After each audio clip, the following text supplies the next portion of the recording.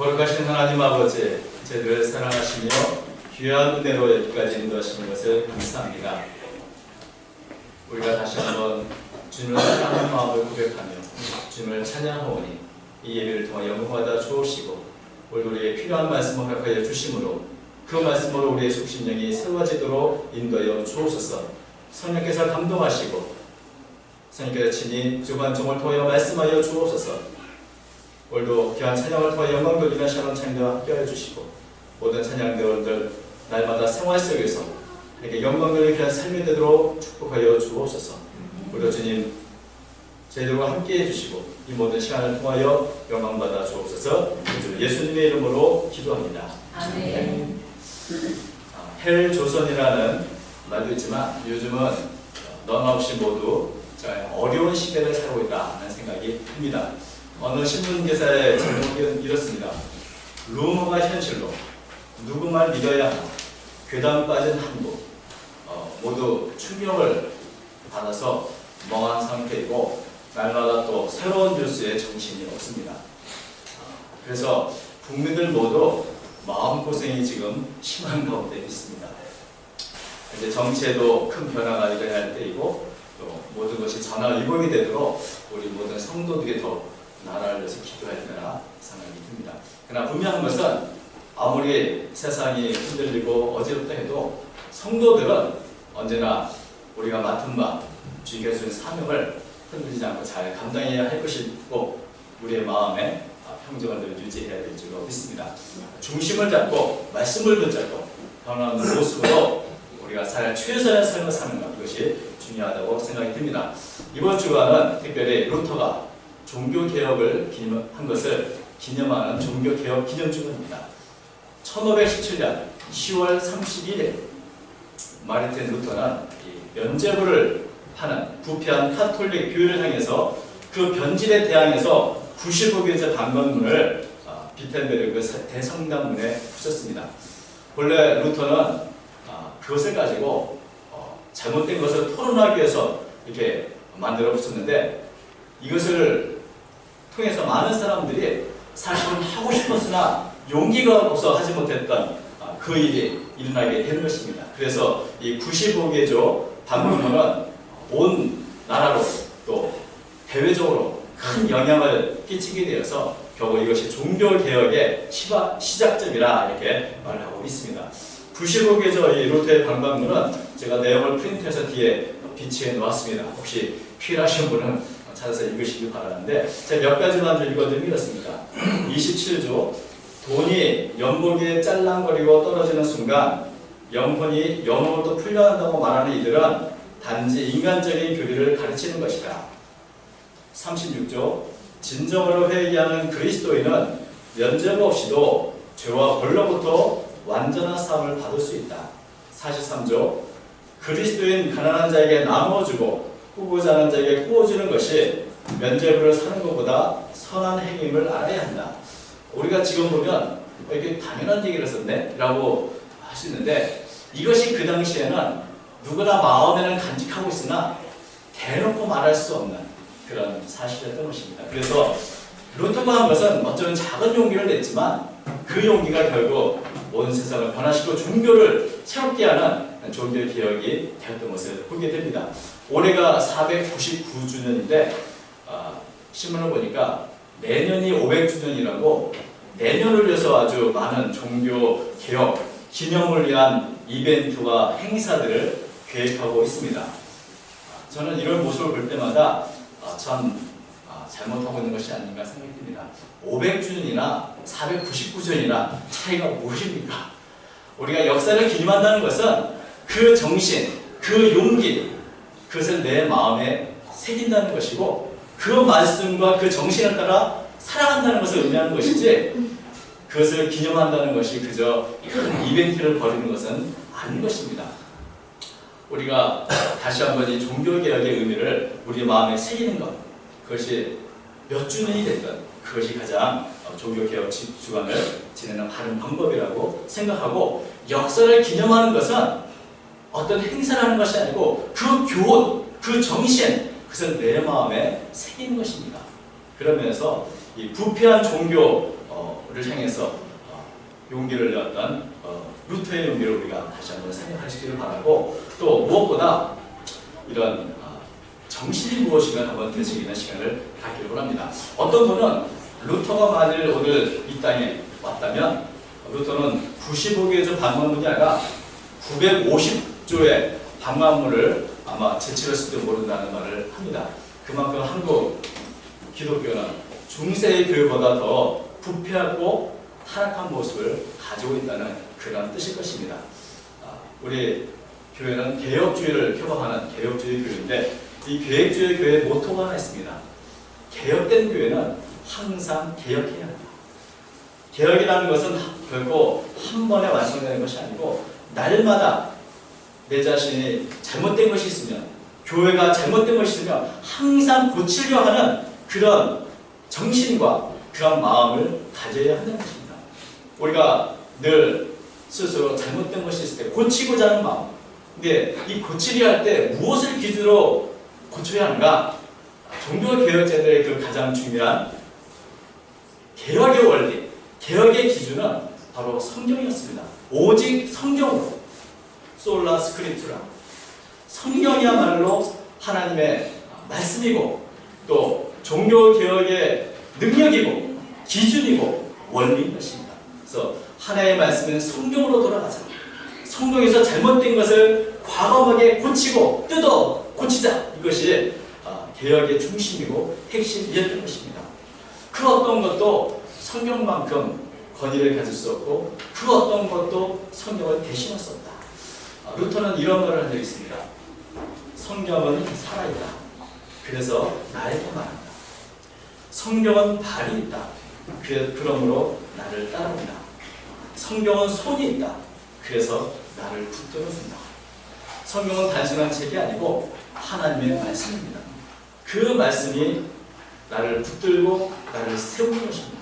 우리의 삶의 유일한 법칙이고 원리가 바로 하나님의 말씀인 성경이십니다. 그래서 성경을 통해서 늘 우리 자신을 돌아보는 것, 성경에 말씀하시는 그 길을 걸어가는 것, 그것이 바로 우리의 삶이고, 우리가 말씀과 비추어서 조금이라도 잘못된 것이 있다면 언제든지 바꾸어야 할 그런 마음의 정신을 가져야 할 줄로 믿습니다. 그런데 이것은 단지 루터의 어떤 혹은 그 이외의 종교 개혁자들의 생각이 아니고 성경에 보면 여러 가지 종교 개혁의 일들이 기록된 것을 보게 됩니다. 오늘 우리가 살펴보고자 하는 이 에스라의 종교 개혁은 성경에 나와 있는 종교 개혁 가운데도 굉장히 특출한 그런 종교 개혁이라고 볼 수 있을 것입니다. 느헤미야서는 여러분이 많이 읽으셨는지는 모르겠습니다만 유대인들이 나라가 망하고 이제 바벨론으로 포로로 잡혀갑니다.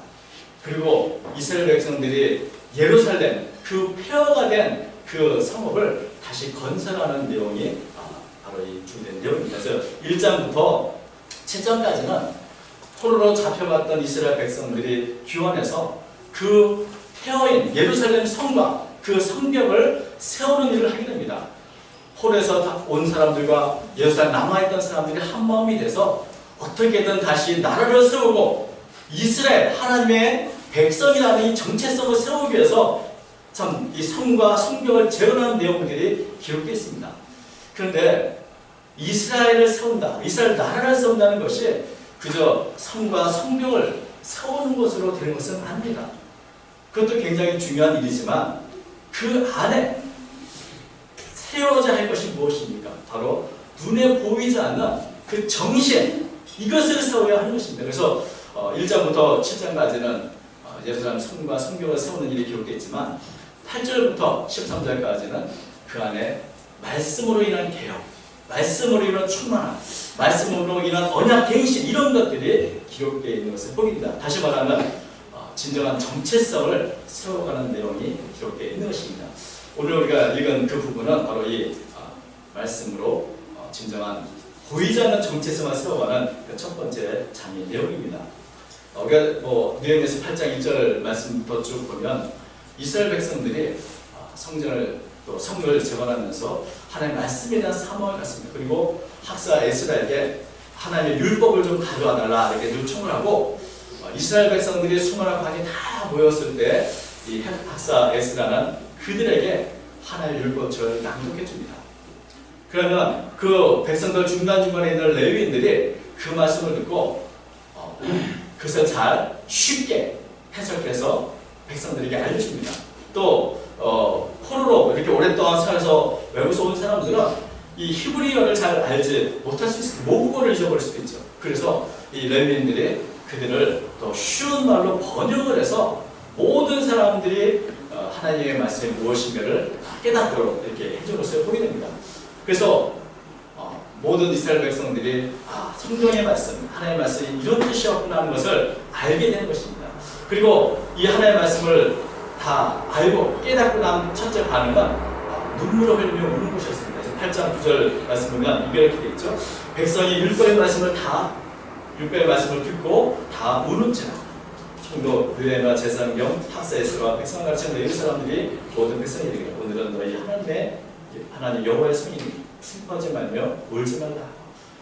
이 모든 백성들은 하나님의 말씀을 듣고 그것을 깨달았을 때 울었습니다. 왜 울었을까? 우리가 하나님의 말씀을 읽을 때 두 가지를 알 수 있습니다. 그 첫 번째는 하나님이 어떤 분인가를 우리가 알 수 있습니다. 하나님의 축복이 무엇인지, 하나님의 은혜가 무엇인지, 하나님의 사랑이 무엇인지를 우리는 성경을 통해서 알게 됩니다. 또 한편으로는 성경을 통해서 우리는 하나님의 진노가 무엇인지, 하나님의 심판이 무엇인지, 하나님의 공의가 무엇인지도 알게 됩니다. 하나님의 기뻐하시는 일이 무엇이고, 하나님의 미워하시고 싫어하는 일이 무엇인지를 우리는 성경을 통해서 알게 되는 것입니다. 두 번째는 하나님의 말씀을 통해서 우리 자신을 알게 됩니다. 무엇보다도 하나님의 시각에서 내가 지금 어떤 상태인가를 우리는 성경을 통해서 알게 된 것입니다. 성경을 읽을 때 그야말로 적나라한 우리 자신의 모습이 드러납니다. 이스라엘 백성들은 하나님의 말씀을 듣고 깨달을 때 하나님이 누구신지 알았고 그리고 자기 자신의 모습을 보며 충격을 받은 것입니다. 비로소 우리가 어떠한 범죄를 하나님께 지었는지, 왜 우리 민족이 나라를 잃어버리고 바벨론에서 70년 그 오랜 기간을 이렇게 괴로움 속에 살아야 했는지를 깨닫게 되는 것입니다. 말씀을 통해서 하나님을 알고 자신을 알았을 때 그들은 하나님 앞에 충격을 받고 눈물을 흘릴 수밖에 없었던 것입니다. 사실 우리가 우리 자신의 모습을 스스로 안다는 것은 굉장히 힘이 듭니다. 여러분, 거울이 없이 여러분 자신의 모습을 알고 고칠 수 있겠습니다. 거울은 우리 자신의 모습을 볼 수 있는 참 좋은 도구입니다. 마찬가지로 성경이야말로 우리의 영혼을 보여주는 가장 좋은 거울이라고 할 수 있는 것입니다. 거울 앞에 서서 비로소 자기 자신의 비참함과 연약함과 죄악됨을 발견하고 그들은 눈물을 흘릴 수밖에 없었던 것입니다. 그러나 이렇게 하나님의 말씀으로 깨닫고 눈물을 흘리는 이스라엘 백성들을 향하여서 느헤미야와 에스라와 모든 레위인들을 말합니다. 오늘은 하나님의 성일이니 뭘 슬퍼하지 말라. 그 이야기는 무엇입니까? 또 계속해서 느헤미야는 말합니다. 하나님을 기뻐하는 것이 우리의 힘이다. 비록 심판 하나님, 진노의 하나님이시지만 또한 하나님은 은혜요 사랑의 하나님이고 우리를 회복시켜주는 하나님이니 그 하나님을 바라보는 것, 그것이 우리의 힘이니 이제는 지난날의 과오린에서 슬퍼하지 말고 살아계 역사하시는 하나님을 바라보는 가운데 힘을 얻으라고 권면하고 있는 것입니다. 하나님을 바라볼 때 절망 가운데 그런 소망을 가질 수 있게 되는 것입니다. 하나님의 말씀을 통해서 그들은 소망이 넘치게 되고 그로 인해 슬픔이 되는 다시 한번 기쁨이 되는 모습을 보게 됩니다. 그래서 8장 12절을 보면 모든 백성이 곧 가서 먹고 마시며 나눠주고 크게 즐거워하니 이는 그들이 그 읽어 들려준 말을 밝게 하니라. 하나님의 말씀의 반응으로 첫 번째는 울었던 사람들이 이제 그 말씀의 뜻을 깨닫고 소망을 갖고 기뻐하는 모습을 우리가 보게 된 것입니다. 여러분, 그런데 참 이것은 얼마나 귀한지 모릅니다. 성경을 통해서 하나님을 알게 되고 내 자신의 모습을 보게 됩니다. 그래서 슬퍼하던 자들이 하나님 바라보고 기뻐하게 되고 소망을 갖게 되는 것, 그래서 얼마나 귀한 일입니까? 또 자신의 죄를 깨닫고 아파하는 것은 얼마나 아름다운 일인지 모릅니다. 여기서부터 진정한 회개와 개혁이 시작되는 것입니다. 그런데 이것이 전부가 아닙니다. 그저 머리로 알고 눈물을 흘리고 가슴으로 아파하는 것, 그것은 아름다운 일이지만 이것이 회개의 전부가 아니고 개혁이 아닌 것입니다. 만약에 하나님의 말씀을 통해서 소망을 갖는 것으로 멈췄다면 그것은 개혁이 아닙니다. 개혁이라는 것은 뜯어 고치는 겁니다. 내가 머리로 알고 마음으로 가슴 아파할지라도 내가 이제 내 잘못된 것들을 뜯어 고치는 그런 실질적인 행동이 있어야 개혁이 되는 것입니다. 회개가 되는 것입니다. 개혁은 말 그대로 바꾸는 것입니다. 잘못된 생활과 습관과 방식을 새롭게 말씀을 따라 뜯어 고치는 것, 그것이 바로 개혁인 것입니다. 회개와 개혁이란 단지 아는 것도 깨닫는 것도 아닙니다. 알고 깨달은 그 말씀을 구체적으로 실제의 삶 속에서 적용하고 실천하고 이제부터는 말씀으로 따라 살아가는 그러한 실제적인 삶이 필요한 것입니다. 에스라의 개혁은 그런 면에서 이 말씀을 깨닫는 데부터 시작해서 한 걸음 더 나아 그 말씀을 구체적으로 실천하는 데까지 나아가는 것을 보게 됩니다. 13절 말씀을 보면 이렇게 되어 있습니다. 그 이튿날, 오늘 본문의 말씀이 바로 이것입니다. 그 이튿날 모압 백성의 족장들과 제장들과 레위 사람들이 율법의 말씀을 밝히 알고자 하여 박사 에스라에게 모여서 율법에 기록된 바를 듣는 여호와께서 모세를 통해 명령하시고 이스라엘 자손은 첫째 날 자기의 초막에서 부활하시니라. 율법을 낭독하여 밝히 깨닫고 안 이 이스라엘 백성들 또 지도자들은 더 말씀에 대한 사모를 갖고 에스라에게 모였습니다. 그래서 그 말씀을 읽는 가운데 바로 7월달, 바로 지금 그들의 그 시간에 초막절을 지키라는 그 규례의 말씀을 보게 된 것입니다. 이 초막절에 대해서는 성경, 레위기, 민수기, 신명기 모두 기록되어 있는 절기입니다.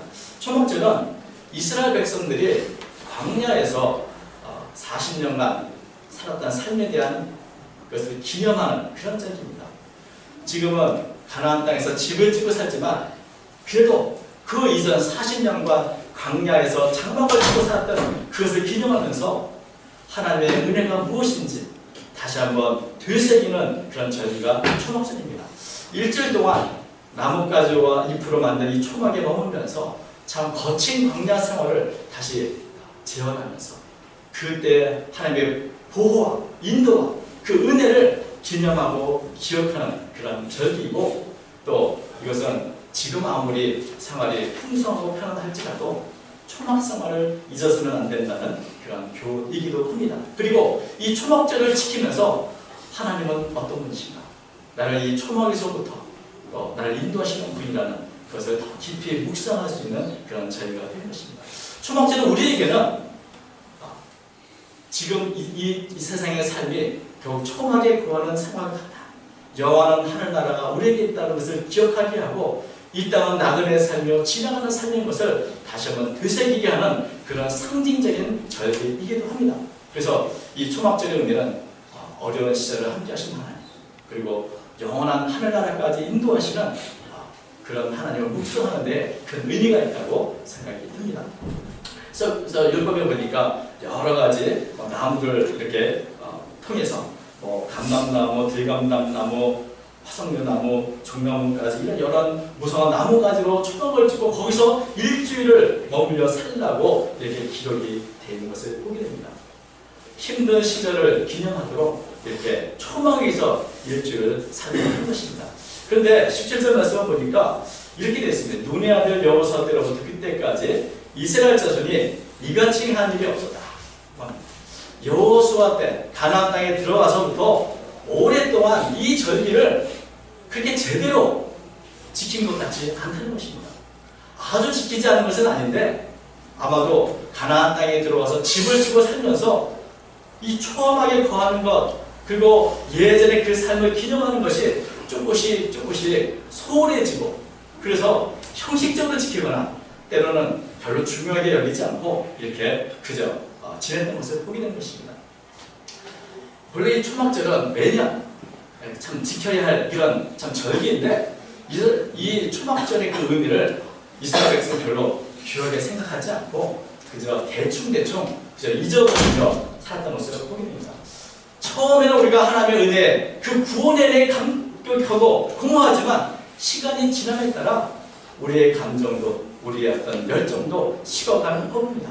이스라엘 백성들도 이 초막절의 감격을 잊었습니다. 그래서 그저 대충대충 제대로 지키지 않았고 흘러왔던 것입니다. 근데 이제 바벨론 포로성을 겪으면서 하나님의 말씀을 듣고 이 말씀을 초막절의 그 의미와 그 하나님의 명령을 다시 한번 새롭게 생각하고 발견하고 이 말씀에 순종할 마음을 갖게 된 것을 보게 됩니다. 16절부터 보니까 이렇게 되어 있습니다. 백성이 이에 나가서 나뭇가지를 가져다가 혹은 지붕에 혹은 뜰에 혹은 하나님의 전뜰에 혹은 수문 광장에 혹은 에브라임 문가지에 초막을 짓되 사로잡힐 때가 돌아오는 회중이 다 초막을 짓고 그 안에 거하니 눈의 아들 여호사대로부터 그날까지 이스라엘 자손이 같이 행한 일이 없었으므로 예, 크게 기뻐하며 에스간 첫날부터 끝날까지 날마다 하나님의 율법책을 낭독하고 우리가 이래 또한 절기를 지키고 여덟째 날에 규율을 따라 성회를 열었느니라. 이 말씀 보면 성경 말씀을 읽고 초막절을 지켜야 된다는 그 명령을 그대로 지키자고 이들이 참 나뭇가지를 가져다가 지붕 위에다가 뜰 위에다가 하나님의 전뜰에다 여러 광장에다 거리에다가 이 초막을 지어서 거기서 일주일 동안 머물며 절기를 지켰다고 여러분. 그런데 이렇게 하나님의 말씀을 제대로 지켜본 적이 언제인가? 여호수아가 그때로부터 지금까지 이렇게 진심을 다해서 정말 말씀대로 그것을 지켜본 적이 없다. 이렇게 성경은 기록하고 있는 것입니다. 이들은 모든 것을 내려놓고 말씀대로 살자, 말씀으로 돌아가자, 말씀의 초막을 지금 짓자, 그리고 갖고 거리에서든 어디서든 내가 할 수 있는 그 나뭇가지를 지어다가 초막을 짓고 일주일 동안 거기서 머물렀다는 것입니다.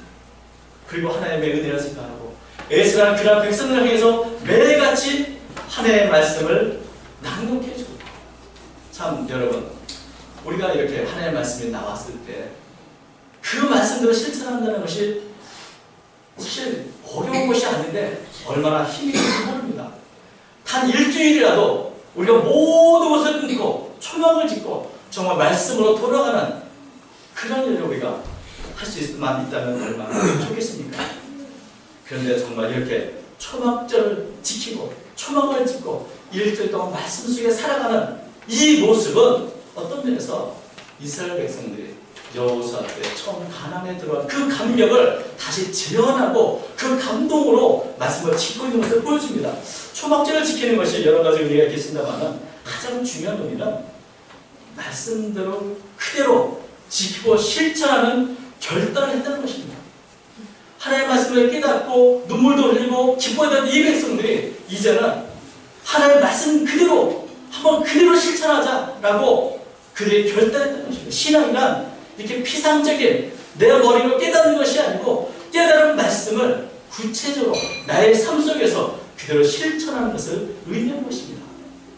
여러분 이스라엘 백성들은 이렇게 자원함으로 하나님의 말씀을 그대로 실천함으로 마음이 기쁨이 충만한 것을 보여줍니다. 그리고 이러한 그들에게 날마다 에스라 하나님의 율법책을 낭독하며 이들은 온전히 그 일주일을 하나님 앞에 말씀으로 충만한 그런 시간을 보냈던 것입니다. 이것이 개혁입니다. 개혁이란 세상과 다른 내 자신, 이 정체성을 회복하는 것인데 우리 그리스도인의 이 개혁이란 그런 것입니다. 다시 말하면 개혁이라는 것은 우리가 말씀 안에서 다시 한번 내 잘못된 모습을 돌이키고 말씀 중심의 삶으로 돌아오는 것을 말하는 것입니다. 날마다 하나님 앞에 그 말씀 앞에 서서 이 세상에 그 말씀보다 중요한 것이 없는데도 불구하고 이제까지 다른 것에 분유하고 바빴던 우리 삶을 다 내려놓고 말씀 앞에 들어와서 말씀 중심의 삶으로 돌아오는 이것이 바로 종교개혁의 의미인 것입니다. 이스라엘 백성들이 다른 이방 나라와 다른 그 정체성이 어디 있습니까? 그것은 높고 또 튼튼한 성이나 성벽이나 성전에 있는 것이 아니고 그 마음 중심에 하나님의 말씀이 있는 것입니다. 우리 그리스도의 정체성이 어디 있습니까? 하나님의 사랑과 그 복음이 내 가슴에 있는 것, 하나님의 말씀이 내 안에 있는 것, 말씀이 아닌 다른 것이 나의 기준이 아니라 오직 하나님의 말씀만이 나의 삶의 기준이 되는 그 말씀 중심의 삶을 살아가는 것이야말로 우리 그리스도인이 다른 삶과 다른 정체성이 되는 것입니다. 때때로 우리가 말씀에서 어긋난 삶을 살 수도 있습니다. 그러나 다시 말씀으로 돌아와서 이렇게 새롭게 자신을 뜯어 고치는 것이야말로 하나님의 사람의 모습인 것입니다. 이렇게 말씀을 붙잡는 자들에게 하나님의 은혜와 축복이 임하게 되는 것입니다. 여러분, 느헤미야 8장에 기록된 이 에스라 계획의 중심에는 이 하나님의 말씀이 있습니다. 말씀으로 슬퍼하기도 하고 기뻐하기도 하고 말씀을 읽고 깨닫기도 하고 그리고 무엇보다 그 깨달은 말씀을 차원에서 지켜갑니다. 이것이 바로 에스라 개혁의 중심이었던 것을 보게 됩니다. 종교개혁의 핵심, 우리의 삶의 핵심은 오직 성경입니다. 지금 우리나라에도 개혁이 필요하고 특별히 종교에서도 개혁이 필요한 시점입니다. 무엇으로 어떻게 개혁할 것인가, 어디서부터 개혁을 시작할 것인가. 종교개혁 499주년을 우리가 기념하면서 종교개혁제에 전해진 이 교훈, 정신, 용기를 가슴에 새기는 그 중심에 오직 성경으로 성경 중심의 삶, 성경이 기준이 되는 삶이 있다는 사실을 잊지 않으시기 바랍니다. 그래서 오늘부터 다시 한번 말씀을 사모하며 성경 읽기부터 시작하시길 바랍니다. 우리가 성경을 잘 아는 것 같지만 사실은 성경을 많이 읽지 않습니다. 성경을 외우지 않습니다. 성경을 묵상하지 않습니다. 그래서 성경을 사랑한다고 하지만 정말 성경이 내 가슴속에 새겨지지 않고 있습니다. 이 초막절을 지켰던 이스라엘 백성들을 다시 우리 한번 생각해 보면서 이런 마음으로 정말 내가 일주일 동안 성경에 젖어서 말씀대로 말씀을 지키고 살아야겠다는 이런 결단을 하는 저와 여러분이 되길 바랍니다. 말씀을 통해서 하나님을 더욱더 알아가고 날마다 스스로 개혁하는 삶을 살아가는 바랍니다. 여기서부터 교회가 달라지고 사회가 달라지고 변화가 일어나게 될 줄로 믿습니다. 이런 개혁에 용기 있게 말씀을 실천하는 복된 성도의 삶을 살아가시기를 주의 이름으로 축원드립니다. 기도하겠습니다. 하나님 아버지, 여러분 우리 믿음의 선지들이 성경으로 돌아와서 그 말씀을 가슴에 담고 그 말씀을 실천했다는 것을 저희가 기억합니다. 오늘 이 시대에 그런 종교 개혁자들이 가진 그 뜨거운 가슴과 열정과 용기를 우리들에게 허락하여 주시고 무엇보다 말씀을 사모하며 그 말씀 앞에 우리 자신을 뜯어 고치는 저희 모두가 되도록 인도하여 주옵소서. 사회가 달라져야 되고 가정이 달라야 되고 또한 우리 국가가 달라져야 합니다. 주님, 우리 하나님의 말씀으로 돌아오게 하시고 말씀의 뜨거운 능력이 우리 가슴에 넘치도록 도와주옵소서. 무엇보다 말씀 안에 우리 자신을 발견하도록 도와주시고 말씀을 듣고 깨닫고 그 말씀을 실천하는 복되고 아름다운 삶을 살아가는 저희 모두가 되도록 인도하여 주옵소서. 우리가 저희와 함께해 주실 줄 믿사옵고 사랑 많으신 예수님의 이름으로 간절히 기도합니다. 아멘.